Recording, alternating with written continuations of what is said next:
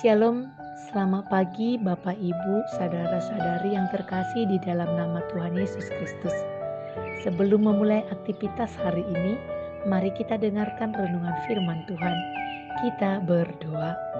Bapa yang baik, pagi ini kami mengucap syukur di hadapan-Mu atas perlindungan-Mu menjaga dan memelihara kami sepanjang malam. Sehingga di pagi ini kami beroleh kesehatan dan kesempatan untuk menjalani hari yang baru yang Tuhan karuniakan pada kami.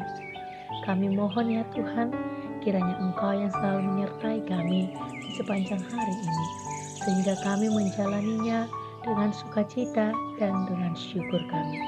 Engkau mampukan kami ya Tuhan untuk memulai aktivitas kami. Namun sebelum kami melakukannya, sebentar kami mau mendengarkan firman-Mu. Terangilah hati dan pikiran kami, supaya firman-Mu dapat kami mengerti dan dapat kami lakukan dalam hidup kami. Dalam nama Yesus Kristus, kami berdoa. Amin. Renungan Selasa, 2 November 2021, tertulis dalam Matius 5 ayat 4. Berbahagialah orang yang berduka cita, karena mereka akan dihibur.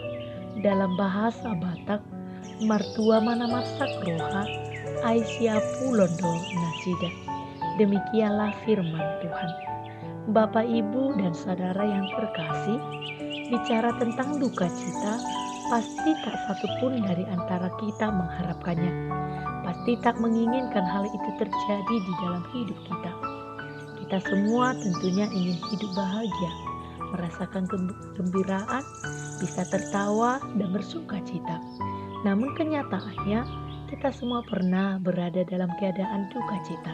Kita diperhadapkan dengan keadaan yang tidak mudah.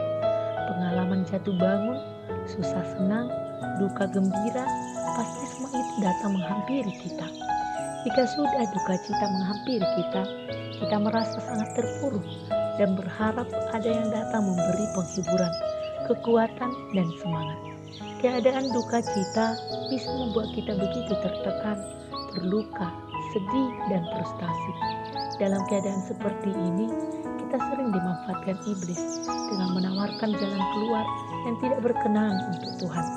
Banyak yang melakukan bunuh diri, merasa tak sanggup jalani hidup yang demikian, marah dengan keadaan, membenci dan iri kepada orang-orang di sekitarnya, terjebak dengan pergaulan bebas, narkoba, dunia malam, korupsi, percaya pada kekuatan dunia, sehingga menjauh dari Tuhan dan hilang kepercayaan. Dengan keadaan inilah, maka benar orang yang berduka sangat membutuhkan penghiburan. Terlebih jika kita perhatikan bagian dari teks ini, duka cita bukan hanya membicarakan keadaan duka seperti kehilangan pekerjaan, duka cita karena kegagalan, duka cita karena dihianati, dan duka cita karena kematian atau kehilangan orang yang kita kasihi.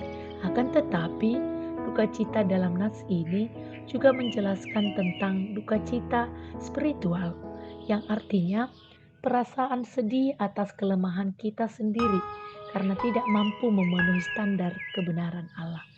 Dengan begitu kita membutuhkan penghiburan ketika kita jatuh dalam dosa, ketika kita berada dalam keadaan terpuruk dengan berbagai penyebabnya, ketika kita kebingungan dan khawatir jalani hidup ini.